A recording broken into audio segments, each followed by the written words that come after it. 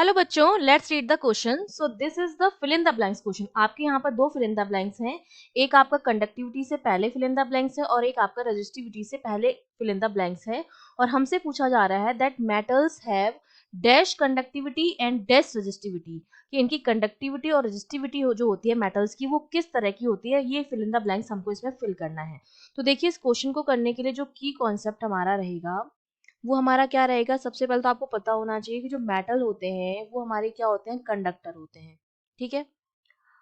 और जो कंडक्टर्स होते हैं उनमें क्या होते हैं, फ्री लूज हेल्ड इलेक्ट्रॉन्स होते हैं। ठीक है। अब क्या होता है, अगर मैं कंडक्टर्स का एनर्जी डायग्राम की भी बात करूं तो क्या होता है, इनका जो बैलेंस बैंड होता है और जो इनका कंडक्शन बैंड होता है वो एक दूसरे पर क्या करते हैं, ओवरलैप करते हैं। ये इनका होता है बैलेंस बैंड और ये होता है इनका कंडक्शन बैंड। दोनों एक दूसरे से ओवरलैप करते हैं। इसका मतलब इनके बीच में एनर्जी गैप जो होता है ईजी होता है, वो क्या होता है, जीरो होता है। इसका मतलब इलेक्ट्रॉन को बैलेंस बैंड से कंडक्शन बैंड में जाने के लिए किसी तरह की कोई एनर्जी रिक्वायर्ड नहीं होती है। तो बैलेंस बैंड के जो इलेक्ट्रॉन्स होते हैं वो इजिली कंडक्शन बैंड में चले जाते हैं। और जैसे ही इलेक्ट्रॉन्स, ये जो फ्री इलेक्ट्रॉन्स जो होते हैं, जैसे ही ये मूव करना स्टार्ट करते हैं तो इनके मोशन की वजह से, क्योंकि फ्लो ऑफ चार्ज जो होता है वही हमारी क्या होती है, करंट होती है, इलेक्ट्रिसिटी होती है। इलेक्ट्रिसिटी जो होती है वो क्या हो जाती है, स्टार्ट हो जाती है। और यही इलेक्ट्रिसिटी जो होती है उसको हम क्या कहते हैं, कंडक्टिविटी कहते हैं। ठीक है।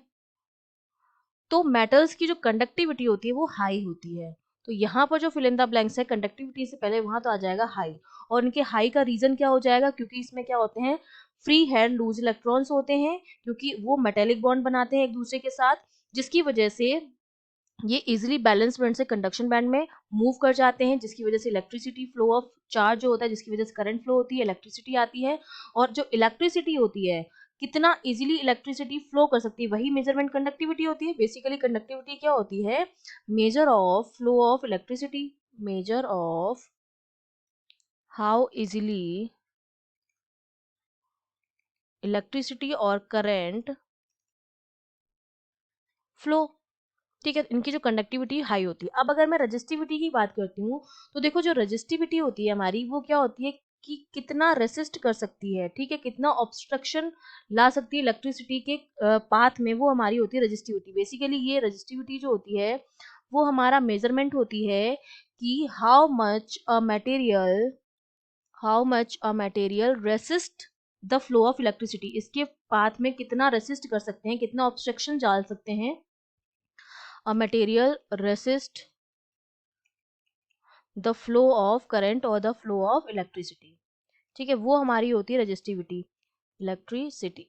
तो देखो, जब इनकी कंडक्टिविटी हाई है और हम जानते हैं कि जो रेजिस्टिविटी होती है वो कंडक्टिविटी क्या होती है, इनवर्सली प्रोपोर्शनल होती है। जो रो होता है वो सिग्मा के क्या होता है, इनवर्सली प्रोपोर्शनल होता है। इसका मतलब अगर कंडक्टिविटी हाई है तो रेजिस्टिविटी क्या होगी, लो होगी। तो रेजिस्टिविटी से पहले क्या आएगा हमारे पास, फिल इन द ब्लैंक्स में लो आएगा। इनकी रेजिस्टिविटी जो होती है वो लो होती है। इसमें जो इलेक्ट्रिसिटी होती है बहुत इजीली फ्लो होती है, कंडक्टिविटी इनकी हाई होती है। और रेजिस्टिविटी, या मैं कह दूं रेजिस्टेंस जो होता है काफी हाई होता है, क्योंकि रेजिस्टेंस जो होता है वो क्या होता है, रो एल अपॉन ए। तो अगर रेजिस्टेंस हाई है तो इनकी जो रेजिस्टिविटी होगी वो भी क्या होती है, हाई होती है। ठीक है। तो हमारा ऑप्शन में क्या, हमारे फिल इन द ब्लैंक्स में क्या आ जाएगा, कंडक्टिविटी से तो पहले आएगा हाई और रेजिस्टिविटी से पहले आ जाएगा आपका low. High conductivity and low resistivity. I hope you understood well. All the best.